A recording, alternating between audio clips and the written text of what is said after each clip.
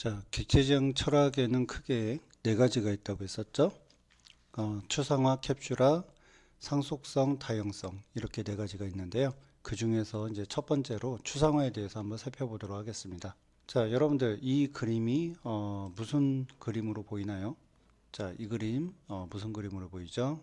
자, 이 그림은 저희 집 그 막둥이가 한 4살 때였나? 예, 그때 그린 그림인데요. 제목은 고래입니다. 고래. 막둥이한테 어느 날 이 그림을 그렸길래 넌 뭘 그린 거니 했더니 고래를 그렸다고 얘기를 하더라고요. 그래서 왜 이게 고래니 그랬더니 일단은 몸집이 크고 그 다음에 여기 눈이 있고 그 다음에 꼬리, 그러니까 지느러미라고 하죠. 지느러미가 있고 그 다음에 특징이 그 우리 막둥이가 왜 이걸 고래로 규정을 지었는지 한번 생각해 보니까 이 부분이 이렇게 이 뭐라고 하죠? 이렇게 구분선이 있더라고요. 실제 그 제가 고래를 보니까 이게 배라고 하죠. 그 배하고 이게 이 위쪽 등이라고 해야 되나요? 등하고 이게 구분선이 있더라고요. 자, 고래를 한번 이미지를 검색해 보니까 이렇게 생겼습니다. 그러니까 그 어린 아이의 눈에는 그러니까 요런 그림, 이 고래 그림을 보고 아마 이렇게 그린 것 같습니다. 결국 뭐죠? 이게 그 아이가 최소한의 그런 어떤 그 고래의 특징들을 뽑아서 몇 가지 선으로 지금 표현을 한 거죠. 이런 것들을 우리가 추상화라고 얘기를 합니다. 그러니까 우리가 말하는 그 추상화하고 그러니까 우리가 지금 그러니까 객체지향 프로그래밍의 철학으로서의 그 추상화와 그 다음에 이 그림의 추상화의 추상은 같은 의미거든요. 자, 객체지향에서도 결국은 이런 공통적인 특징들을 뽑아서 그러니까 어떤 사물을 대상으로 했을 때 이런 어떤 하나의 사물을 대상으로 했을 때 공통적인 특징들을 뽑아서 하나의 추상적인 객체를 만들어가는 작업들을 우리는 추상화라고 얘기를 하는 거죠. 일명 이거를 우리가 뭐라고 부르냐면 공통점 묶기라고도 얘기합니다. 공통점 묶기. 공통점을 묶는다. 자, 이게 무슨 말인지 잘 모르겠죠.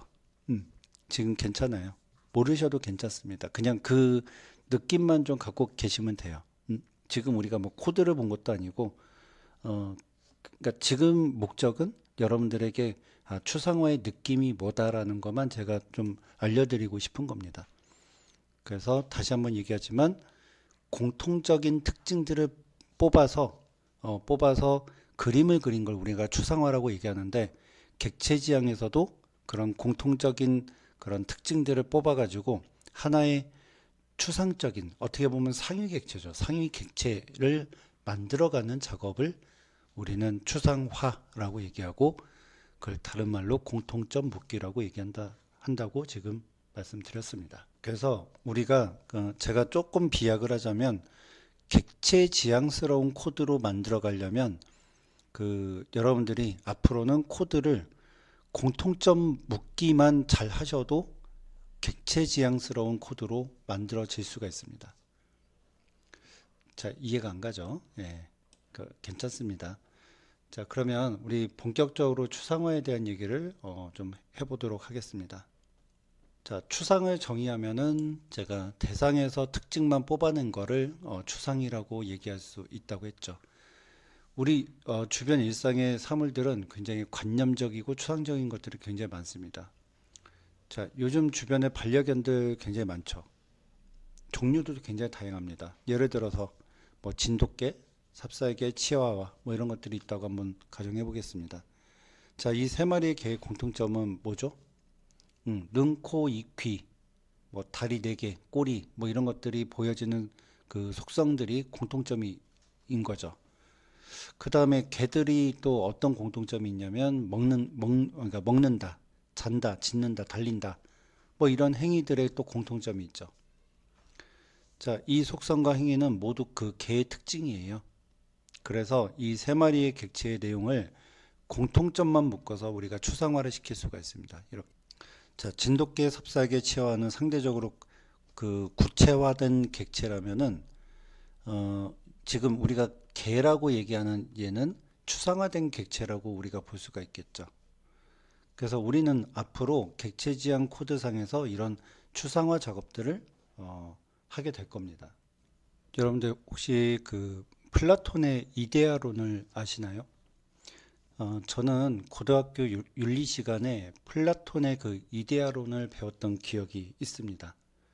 제가 객체지향 철학을 이해하고 나서 어느 날 그 플라톤의 이데아론을 다시 읽어보니까 객체지향의 추상화 개념하고 너무 비슷한 거예요. 그래서 플라톤의 이데아는 그 어떤 내용이냐면 그 본질은 관념 속에 있고, 자, 이데아는 그 그냥 제가 요약을 해드리면 얘는 본질은 관념, 본질은 관념 속에 있고, 그리고 우리가 보는 것은 그 이 본질에 투영된 여러 가지 현상이라고 얘기를 합니다. 그래서 자, 그 본질과 현상, 자, 이렇게 두 가지로 플라톤은 그 존재한다라고 얘기를 합니다. 자, 한마디로 우리가 현실에서 보는 그 우리 눈에 보이는 그 사물들은 음, 우리의 관념 속에 즉 그러니까 이성으로 투영된 현상이라고 얘기를 합니다. 그래서 어, 제가 가정을 한번 해보면 플라톤이 만약 제자들하고 대화를 나눴다면 뭐 이런 대화를 나누지 않았을까 한번 가상으로 한번 생각을 해봤습니다. 뭐 예를 들어서 플라톤이 제자들에게 너희들 개 본 적 있니? 라고 이제 물어본단 말이죠. 그러면 자, 여러분들이 제자라고 한번 생각해 보세요. 여러분들 개 본 적 있습니까? 개 본 적 있나요? 그럼 개 본 적 있다고 얘기를 할 겁니다. 저도 그렇게 얘기했을 것 같아요. 자, 근데 잘 생각해 보시면은 플라톤은 여러분들에게 그 뭐 진돗개를 봤니? 삽살개를 봤니? 뭐 치아와를 봤니라고 물어본 게 아니라 그냥 그 개를 봤냐라고 물어본 거거든요. 어떤 개를 본 적이 있냐라고 물어본 게 아니라 그냥 개를 본 적이 있냐고 물어본 거죠. 그러면 결국 플라톤의 그 이데아론에 의거하면 우리는 개를 본 적이 있다고 대답하는 게 맞나요? 아니죠. 우리는 본 적이 없는 게 플라톤의 이데아론에서는 맞는 거예요. 왜냐하면 얘는 구체적이지가 않잖아요. 여러분들 예를 들면 또 뭐가 있을까? 그 사물 중에 뭐 꽃이라는 게 있다. 가정해 볼게요.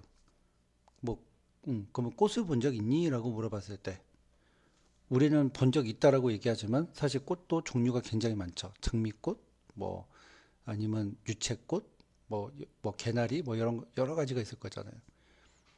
근데 우리는 그 구체적인 꽃을 본 적 있냐고 물어본 게 아니라 그냥 꽃을 본 적 있냐라고 물어본 거잖아요. 사실은 그러면 우리는 이 꽃은 우리는 본 적이 없는 게 없다라고 얘기하는 게 맞는 거죠. 그러니까 지금 얘기하는 개나 꽃은 구체적이지 않고 굉장히 추상적인 단어인 거예요. 무슨 말인지 이해가시죠? 그래서 그럼 플라톤은 그러면은 우리가 그럼 보고 있는 이 여러 가지 어떤 그 현상의 개나 어떤 꽃은 그러면 어떻게 된 거냐 하면은 얘네들이 본질인 거고, 그러니까 꽃과 개는 본질인 거고 그 본질로 인해서 자, 투영이 되는 거예요. 투영이 돼서 진돗개도 보이는 거고, 뭐 삽살개도 보이는 거고, 그 다음에 장미도 보이고, 그 다음에 뭐 동백도 보이고, 뭐 그러는 거예요. 그러니까 이게 우리의 이성에 있는 본질인 거고, 우리 눈에 보이는 것들은 현상이다. 이렇게 주장하는 게 플라톤의 이데아론입니다. 그래서 플라톤은 나중에 그 동굴의 비유를 들어서 설명을 하는데요. 자, 동굴 안에 예를 들어서 개의 원형이 있다고 한번 가정해 볼게요. 여기가 동굴이고 요 동굴 안에 개가 있습니다. 근데 여기서 이제 한쪽에서 불빛을 비춰요. 촛불이 있다고 한번 가정해 볼게요. 불빛을 비추면은 개는 그 동굴 안에서 그림자가 생길 겁니다. 여러 개의 그림자가 이렇게 막 크고 작은 것들이 생기겠죠. 그럼 결국은 이 개의 원형에 따라서 다양한 모양으로 나타나는데 그러니까 뭐 그 그림자가 뭐 진돗개도 될 수 있고 삽살개도 될 수 있고 치아도 될 수 있다라는 그런 그래서 그 현상들이 우리가 지금 현실 세계에서 보고 있는 그런 현상이다라고 얘기하는 겁니다. 그럼 이게 객체 지향하고 무슨 관련이 있냐 하면은 객체 지향 코드에서도 마찬가지입니다. 지금 보면은 아까 제가 앞에서 보여드렸던 그 개의 공통점들이 있잖아요. 그런 공통점들이 결국은 그 요렇게 개로 모여진단 말입니다. 결국 얘가 추상화가 된 거예요. 여러 구체적인 개들이 모여서 하나의 개라는 추상화를 이룬다라는 거죠. 어떤 사물의 공통점을 묶는 요런 습성, 이걸 우리는 바로 추상화라고 얘기를 하는 거죠. 지금은 여러분들이 그 플라톤의 이데아론으로 좀 이해를 하시면 좀 더 이 추상화를 이해하실 수가 좀 있고, 나중에 코드를 통해서 여러분들이 이제 클래스라는 거를 좀 아시게 되면은 클래스를 통해서 이렇게 그 공통점을 묶어가는 과정을 좀 이해하시게 되면 훨씬 더 그 추상화를 더 구체적으로 이해하실 수가 있을 겁니다. 자, 어떻습니까? 여러분들 이 추상화의 개념이 추상적이죠. 그죠? 추상화의 개념이 좀 추상적이긴 하지만 지금은 한 요 정도까지만 이해하고 넘어가도록 하겠습니다. 이거는 이제 여러분들이 직접 코드를 보지 않는 이상 제가 여기서 계속 뭐 추상화가 뭐다 이렇게 계속 떠들어 봐야 뜬구름 잡는 얘기일 수 있을 것 같아요. 그래서 이거는 이제 우리가 요 정도까지만 그 느낌을 가지고 이제 나중에 코드를 통해서 한번 좀 더 구체적으로 이해해 보도록 하겠습니다.